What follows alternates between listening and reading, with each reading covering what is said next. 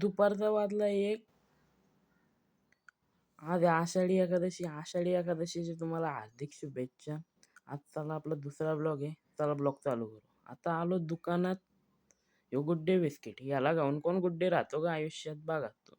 यो आमचा भोका मामद्यागत झोपतो नुसता मामद्यागत नाही.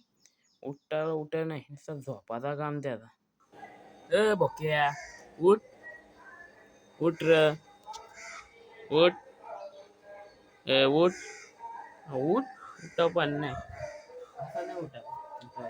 शेवाची वरणी घेतली.